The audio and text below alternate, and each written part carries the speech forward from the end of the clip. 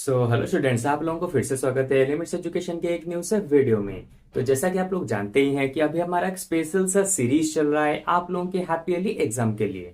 Okay, जिसमें कि हम लोग क्या कर रहे हैं, क्लास 9 के हैप्पी ईयरली एग्जाम में जितने भी सारे चैप्टर्स आएंगे उन चैप्टर्स के हम लोग एक एक करके 5 इंपोर्टेंट क्वेश्चन को बता रहे हैं, जिसमें कि बहुत ज्यादा चांसेस है कि वो आपके हैप्पी ईयरली एग्जाम में आएंगे। ओके, तो इससे पहले भी हमारे बहुत सारे चैप्टर्स खत्म हो चुके हैं और आज की इस वाले क्लास में हम लोग करने वाले हैं क्वाड्रिलेटरल्स वाले चैप्टर को, जिसमें कि मैं आपको 5 क्वेश्चन ऐसे बताऊंगा जो कि बहुत बार एग्जाम में आते ही हैं। ओके, तो देखो, सबसे पहले क्वेश्चन में दिया है find all angles of a parallelogram if one angle is 80 degree. एक पैरेललोग्राम दिया है, ठीक है, इसके आपके ऑल एंगल्स को फाइंड आउट करना है। ठीक है, let suppose A B C D एक पैरेललोग्राम है, ठीक है, और उसका एक एंगल 80 डिग्री दिया है, तो इसका मतलब ए को मैं ले जाता हूं 80 डिग्री। तो इसी चीज को आपको यहां पर भी लिखना पड़ेगा, let A B C D is a parallelogram and angle A equal to 80 degree.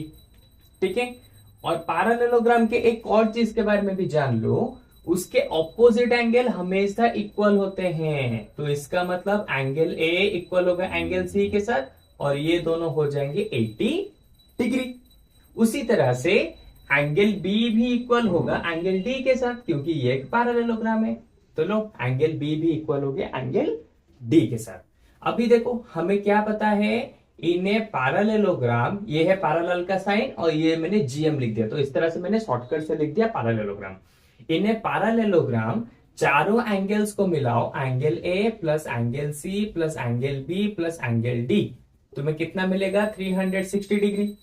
और एंगल ए और एंगल सी, एंगल ए है 80 डिग्री, एंगल सी भी है 80 डिग्री, तो इसका मतलब ये हो गए 160 डिग्री।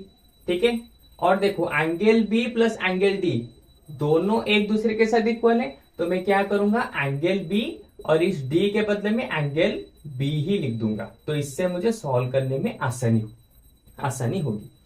160 डिग्री इस तरफ ले आओ, तो यहां पे कितना हो जाएगा, angle B plus angle B, angle 2b। 160 degree इस तरफ आएगा तो 360 degree minus 160 degree equal to 200 degree. और एंगल भी कितना हो जाएगा, 2 आके यहाँ पे डिवाइड हो जाएगा, तो ये हो जाएगा 100 डिग्री। तो लो, एंगल भी जितना होता है एंगल डी भी उतना ही होता है। तो इसी तरह से हमें पूरे के पूरे पैरेललोग्राम के एंगल्स हमें यहाँ पे मिल गए, 100 degree 100 degree 80 degree 80 degree. Okay, अच्छा अब देखो सेकेंड वाले क्वेश्चन में क्या दिया है, in a trapezium A B C D, A B parallel C D. हमारे पास एक ट्रापीजियम है A B C D, A B C D, जहां पे ए बी पैरेलल है सी डी के साथ। Calculate angle C and D, तो हमें यहाँ पे सी और डी के एंगल को हमें यहाँ पे बताना पड़ेगा, जहां पे एंगल ए कितना है 55 डिग्री और एंगल बी कितना है 70 डिग्री। हमेशा एक चीज याद रखो, ट्रापीजियम में एक ही साइड में जो कॉन्जुगेटिव जो होते हैं एंगल्स, उन दोनों को मिलाओगे हमेशा तुम्हें कितना मिलेगा, 180 डिग्री। तो उस हिसाब से देखा जाए तो angle A plus angle D, angle A plus angle D ये हो जाएंगे कितने, 180 डिग्री। तो एंगल ए का वैल्यू है 50 degree plus angle D equal to 180 degree, तो 55 डिग्री इस तरफ चला आएगा, क्या हो जाएगा माइनस, तो 180 डिग्री माइनस 55 डिग्री, तो 10 से 5 जाएगा तो 5, 7 से 5 जाएगा तो 2, ये 125 डिग्री निकल गया एंगल डी। उसी तरह से एंगल सी को भी हम निकाल सकते हैं, क्योंकि हमें पता है ट्रापीजियम में एक ही साइड में जो कॉन्जुगेटिव एंगल्स होते हैं उनको मिलाओ, तो यहां पे तुम्हें मिलेंगे कितना, 180 डिग्री। ठीक है, तो बी का वैल्यू कितना दिया है 70 degree plus angle C equal to 180 degree, तो 70 डिग्री इस तरफ चलाएगा तो माइनस हो जाएगा, तो 180 degree minus 70 degree equal to 110 degree. तो लो, इस तरह से इसका भी हमें वैल्यू मिल गया कितना, इस वाले एंगल का 110 डिग्री। ठीक है, तो इस तरह से हमारे पहले दो क्वेश्चन खत्म हो गए पैरेललोग्राम और ट्रापेजियम को लेके। तो अब जल्दी से इसको इरेज कर देते हैं और बाकी जो क्वेश्चन है इसके नेक्स्ट क्वेश्चन उसको मैं जल्द से जल्द तुम्हें लिख के बता देता हूं। ओके, तो सबसे पहले इसको इरेज कर देते हैं। तो देखो नंबर 3 वाले क्वेश्चन में क्या दिया है, if one angle of a parallelogram is twice of its adjacent angle find the angles of the parallelogram. इसने कहा है अगर एक पैरेललोग्राम है, ठीक है, इसके एडजेसेंट एंगल यानी कि पास पास होने वाले एंगल दोनों, अगर एक एक्स है तो दूसरा वाला हो जाएगा इसका ट्वाइस यानी कि 2x। तो अब मुझे बताओ इन पैरेललोग्राम के चारों एंगल्स कितने होंगे। सिंपल सी चीज, अगर ये दोनों क्या है एडजेसेंट एंगल्स है तो हमें पता है पैरेललोग्राम में दो एडजेसेंट एंगल्स को मिलाओगे वहां पे तुम्हें 180 डिग्री मिलेगा। तो देखो x प्लस 2x हो गया 3x equal to 180 degree, x equal to हो जाएगा 180 डिग्री डिवाइडेड बाय 3 यानी कि 60 डिग्री। तो x का वैल्यू हो गया 60 डिग्री, तो ये हो जाएगा कितना एडजेसेंट एंगल 2 इंटू 60, ये हो जाएगा 120 डिग्री। ठीक है, अब क्या करेंगे देखो, अब हमें ऑपोजिट एंगल्स हमें चाहिए ना, तो अब क्या लिखेंगे angle A equal to angle C, क्योंकि अभी जस्ट मैंने तुम्हें बताया था कि ऑपोजिट एंगल इक्वल होते हैं पैरेललोग्राम में। तो एंगल ए जितना एंगल सी उतना, तो ये हो जाएगा 60 डिग्री। उसी तरह से एंगल डी जितना एंगल बी भी उतना, ये होगा 120 डिग्री, ये भी हो जाएगा 120 डिग्री। तो इस तरह से लो हमारा ये भी खत्म हो गया। ये ज्यादातर 1-2 मार्क्स के, 3 मार्क्स के, 4 मार्क्स के इसी तरह से क्वेश्चन ही आते हैं, लेकिन एंड में जो क्वेश्चन मैं तुम्हें बताने वाला हूं वो सबसे ज्यादा इंपॉर्टेंट है।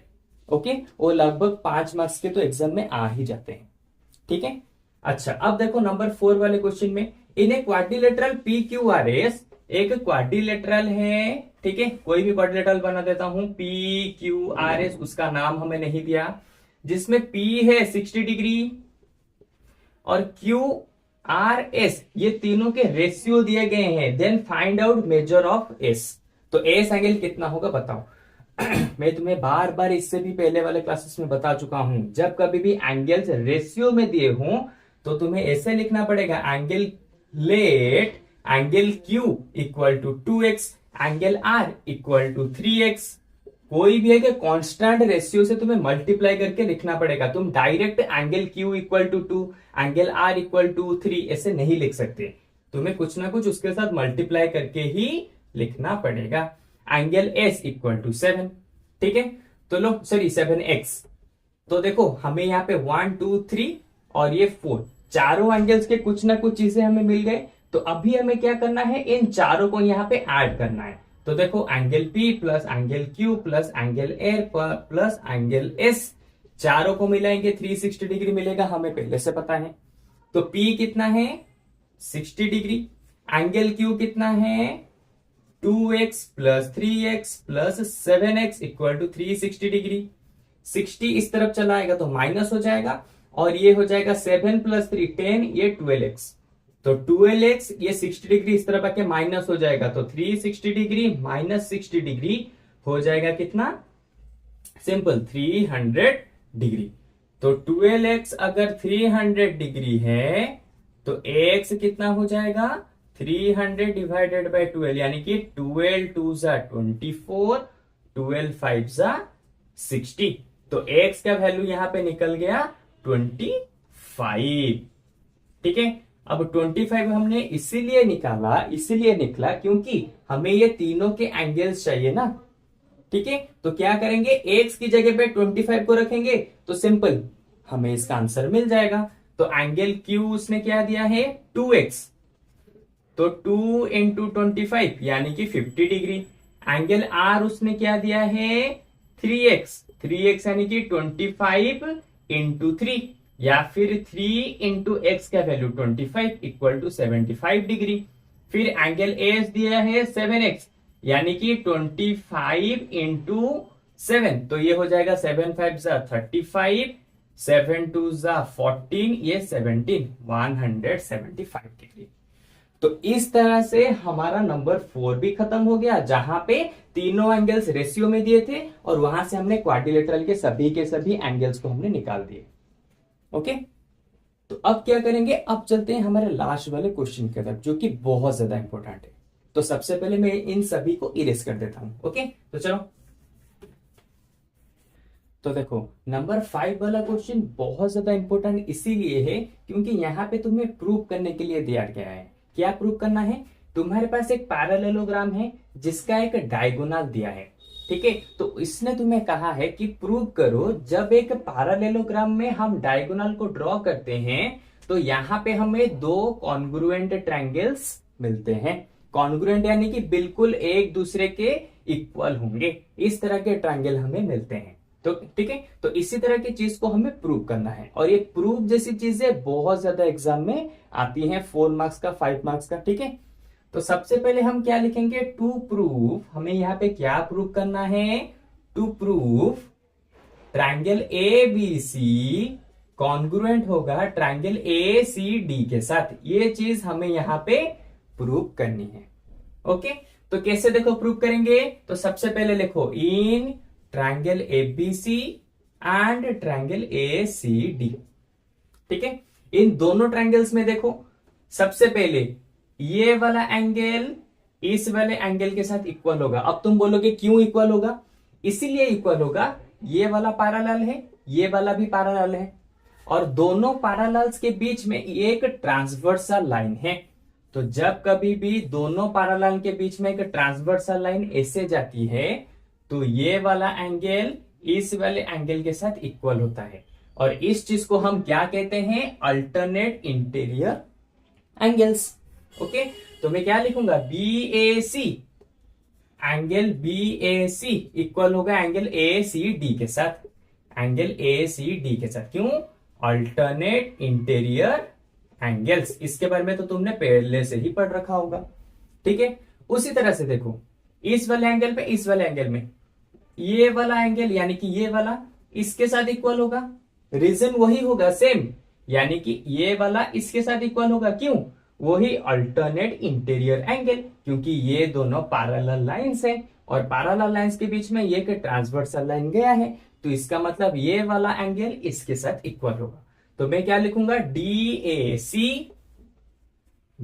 सी एंगल इक्वल होगा बी सी ए एंगल के साथ।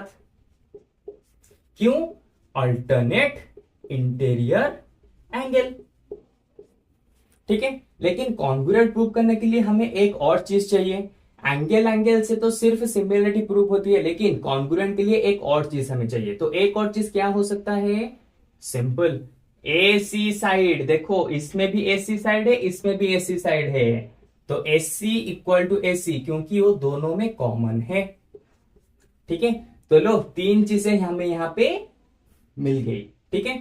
तो अभी हम क्या लिखेंगे, by the angle side angle, देखो एंगल साइड एंगल, ये तीनों की वजह से by the angle side angle congruency, by the angle side angle congruency we proved, हमने क्या प्रूव करके दिखाया, triangle A B C congruent होगा ट्रायंगल ए सी डी के साथ।